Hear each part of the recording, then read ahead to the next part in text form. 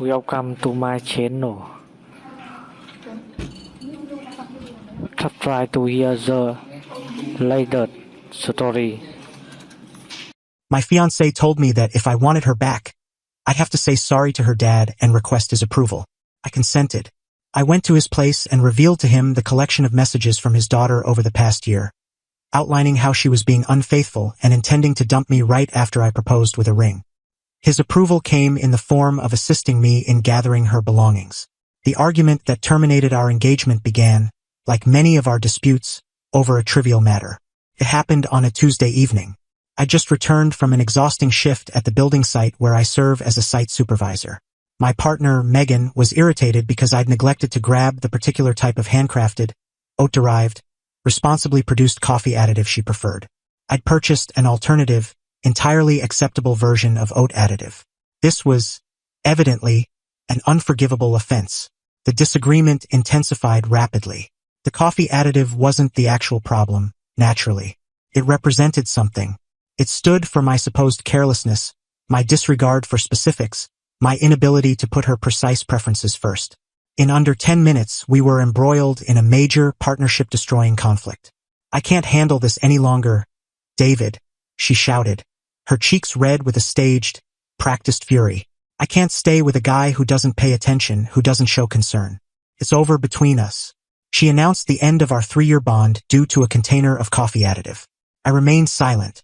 I simply stood there, an odd feeling of serenity enveloping me, because I was certain beyond doubt that this wasn't a genuine quarrel. It was an act.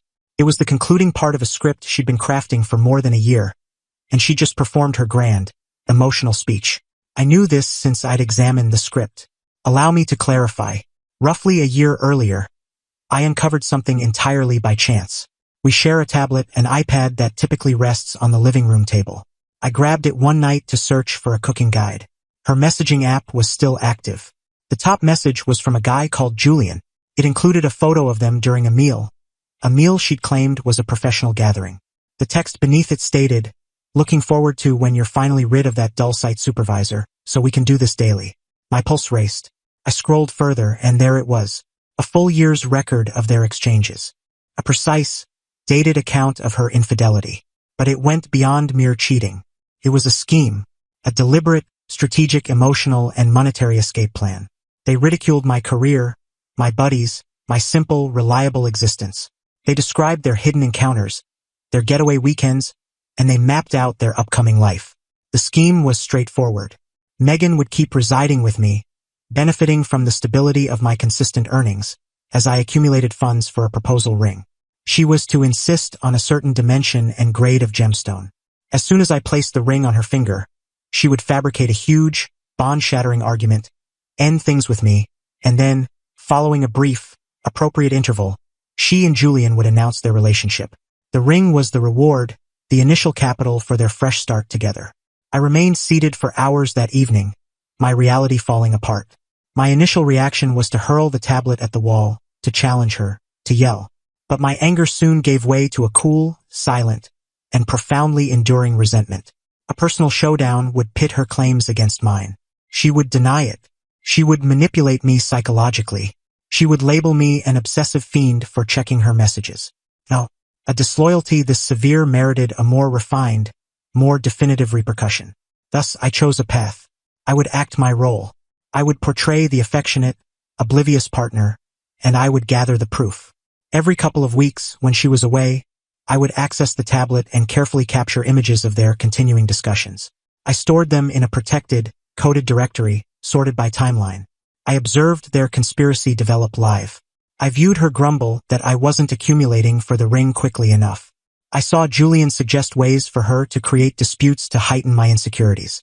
I possessed a year's collection of their plot in flawless, irrefutable form. So when she positioned herself in our kitchen, yelling about the coffee additive, I understood precisely what was occurring.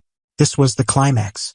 I'd lately informed her that I'd at last saved sufficient and was beginning to shop for rings. This dispute was her advance attack, the rationale for the separation she was on the verge of starting. I allowed her to rant until she was drained. Then I fulfilled my role. I expressed regret. I showed heartbreak.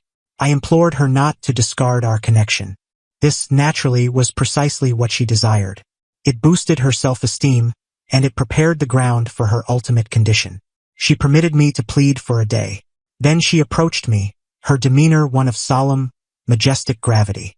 "If you're genuinely remorseful," she declared, "if you truly wish for my return, there's solely one method. My dad is the most vital male in my existence. His view is paramount to me. You must visit his home, express regret to him for your actions, and officially seek his permission to pursue a relationship with me. I require assurance that he endorses you, that he thinks you're worthy enough for me." It was the most ridiculous, most outrageously controlling requirement I'd ever encountered.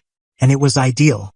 Her dad, Mr. Henderson, is a decent individual, a traditional, straightforward fellow who established his own building firm from scratch. He prioritizes truthfulness, uprightness, and diligence above everything. He and I have always meshed well. He appreciates me because I'm direct. He has no clue his daughter is a serpent. She believed she was dispatching me on a quest of degradation. She assumed I'd approach her dad, submissive and pleading, reinforcing her dominance over me. She had no inkling I was about to approach her dad and deliver a comprehensive, irrefutable file on the genuine nature of his daughter. "Fine," I replied, my tone laced with false, subdued genuineness. "I'll proceed. I'll go speak with your father." Update 1. I granted Megan a complete day to relish her triumph. I allowed her to think I was a shattered individual, anxiously gearing up for my journey of contrition. On Thursday afternoon, I phoned her dad. "Mr. Henderson," I stated, my tone firm. "It's David. Megan and I experienced a significant disagreement, and I feel I owe you an apology for the upset it's inflicted on her. She also mentioned it was crucial to her that I obtain your approval for our future. I hoped I could stop by this evening to converse with you directly." Mr. Henderson, a man who values classic etiquette, was evidently satisfied. "Certainly, young man," he responded, his tone cordial.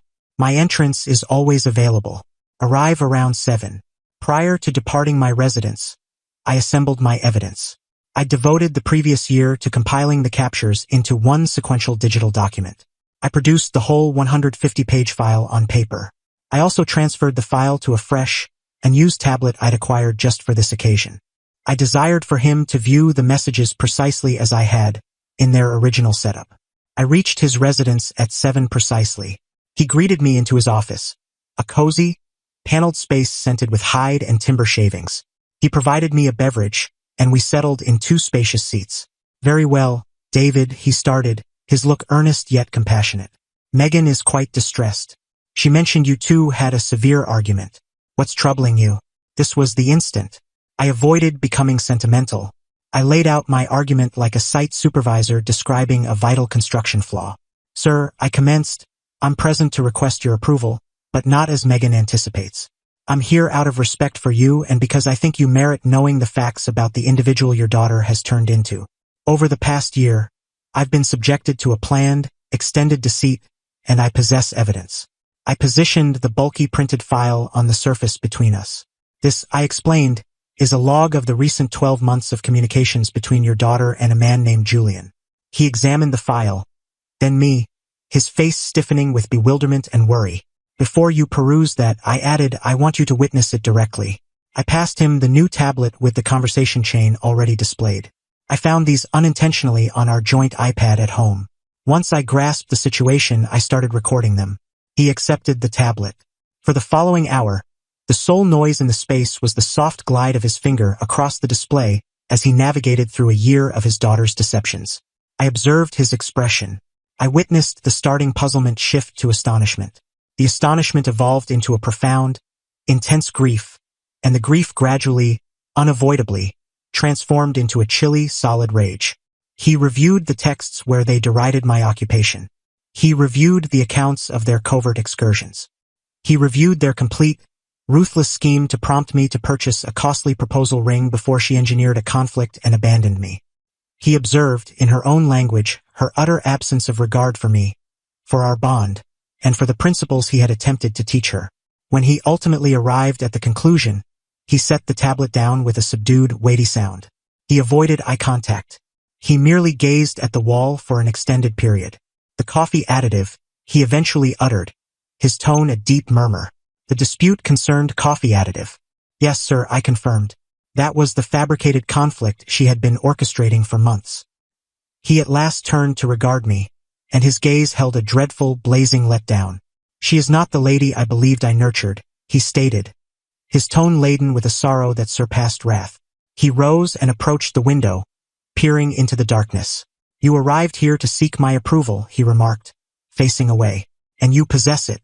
You have my approval to distance yourself from my daughter as much as feasible. You are a fine individual, David. You construct things. You're truthful. You merit far superior to a child of mine who would descend to this." He pivoted back to confront me, his look now one of stern determination. "This is not your disorder to resolve," he declared. "It's mine. I will manage this. But initially, there's an action we must take. Let's proceed to collect her possessions." Update 2. The journey from Mr. Henderson's residence to my dwelling was quiet and oppressive. He occupied my front seat, a figure of stern resolve. We were no longer two males linked by a female we both cherished. We were two males bonded by a female who had misled us both. Upon entering my dwelling, Megan was on the couch, browsing her device, a self-satisfied, anticipating expression on her face. She noticed me initially and her face lit up. She assumed I was coming back, humbled, with her dad's approval obtained. Then she spotted her dad enter after me. Her grin disappeared, supplanted by her expression of total bewilderment. "Dad? What brings you here?" Mr. Henderson ignored her query. He simply advanced to the room center, his gaze surveying the area. He observed the images of them on the walls, the minor items she had gathered. Then he regarded her, and his expression was one I'd never witnessed previously. It was a gaze of deep, icy disillusionment. "Gather your items, Megan," he commanded, his tone a low, threatening growl. "You're departing." "What?" she faltered, leaping up. "What do you mean? Did you converse with David?" He was meant to express regret. "I did converse with David," her dad replied. "He revealed the truth to me. He displayed your communications, every one." The hue faded from her complexion. It was the identical expression of sheer, intense alarm I'd observed on the faces of other females in similar tales. The expression of a deceiver whose whole existence has just been obliterated by an indisputable reality. "No," she wailed, her gaze shifting to me. "He's fabricating it. He invented them. He's attempting to turn you against me." Her dad merely shook his head, an expression of profound fatigue on his face. "Cease, Megan," he instructed. "Just cease. I viewed the images. I viewed the timelines. I viewed the schemes. I viewed what you mentioned about the ring. There are no further deceptions to utter." He proceeded to the corridor storage, retrieved a pile of vacant cardboard containers from my prior relocation, and placed them before her. "Begin packing," he ordered. "You have 60 minutes. Then I am transporting you to our place." The outburst that ensued was monumental. She yelled. She sobbed.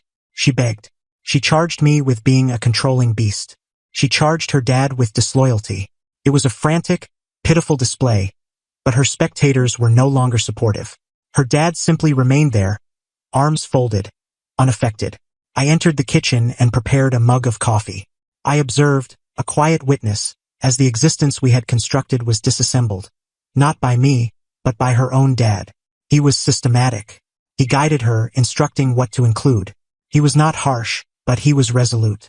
When she attempted to include the costly computer I'd gifted her for her celebration, he halted her. "That's not yours," he stated. "You will remove only the items you introduced to this residence and nothing more." 60 minutes later, the main room was packed with containers. Her dad required her to transport them to his vehicle individually. As she carried the final container, she paused before me. Her face was a chaos of sorrow and fury. "I despise you," she whispered. "I know," I responded serenely. Her dad returned for a final inspection. He approached me and placed a palm on my arm. "I am genuinely apologetic, David," he expressed, "for all of it." "I know, sir," I answered. "Thank you." He then moved to the modest table where we stored correspondence. He retrieved his payment booklet, composed a payment slip, and placed it on the surface. It was a payment directed to me. The sum was considerable. "What's this intended for?" I inquired. "That's for the ring you plan to acquire," he explained, "and for the previous year of your existence that my daughter robbed from you. It's insufficient, but it's a beginning. It's termed accepting accountability, a teaching she is about to grasp painfully." He then guided his weeping, vanquished daughter from my dwelling for the final occasion. I positioned myself at the window and observed as his vehicle departed, transporting her and the ruins of her existence away. Final update. It has been half a year since the evening I now refer to as the gathering. The quietness in my dwelling in the subsequent days was the most deep tranquility I've ever experienced. The turmoil had concluded. The outcomes, however, were only starting to emerge. The initial action I took was to deposit the payment from Mr. Henderson. I hesitated at first. Seemed odd, but then I understood he was correct. It wasn't compensation. It was a gesture of dignity. It was a parent striving to correct an injustice perpetrated by his offspring. I utilized the funds to settle the remainder of my educational debts and to arrange a much-needed journey to see my relatives. The account of Megan's fate reached me via her dad. He and I have maintained contact. We convene for a meal monthly. He has evolved into a companion, a guide. He is a person of honor, and he is contending with the deep disillusionment of recognizing his daughter is not. He informed me that the vehicle trip home with Megan was a mute, wretched event. Upon arriving at her parents' residence, he and her mom seated her and outlined the fresh conditions of her existence. She was not permitted to remain there permanently. She was a grown-up who had executed a sequence of harmful decisions, and she would now need to endure them. They granted her 30 days to secure her own living space and a fresh occupation. They were terminating her monetary support entirely. The paramour, Julian, was naturally absent. Once the vision of a luxurious existence supported by my proposal ring dissipated, so did his devotion. He sought a collaborator in a theft, not a collaborator in commencing anew. He ended things with her through a message a week following her departure from my location. Megan now resides in a modest, inexpensive dwelling in a less appealing section of the town. She is employed as an administrative assistant, a position she considers vastly inferior. She is penniless, isolated, and her bond with her parents is tense to the extreme. They care for her, but they no longer believe in her. She is, for the initial time in her existence, genuinely independent. Her dad once shared with me, during one of our meals, that the most challenging aspect for him was not the infidelity. It was the deliberate, strategic essence of the scheme. To be unfaithful is a frailty of the body, he remarked, but to conspire for a year to swindle a decent man who adores you, that is a frailty of the spirit. That is a decay that penetrates deeply. Regarding myself, I am faring better than before. I advanced to chief site supervisor at my firm. I've been concentrating on my profession, my wellness, and my kin. I have commenced seeing others again warily. My fresh guideline is straightforward. Complete transparency from the outset. Megan insisted I approach her dad and implore for his approval. She believed she was dispatching me to my punisher. She never conceived that her dad would be the one to provide me the weapon. She constructed her whole scheme on a base of falsehoods, never comprehending that the single individual she couldn't deceive was the man whose principles she had so utterly forsaken. The harshest retribution wasn't mine to administer. It was her dad's. And it was merely the facts.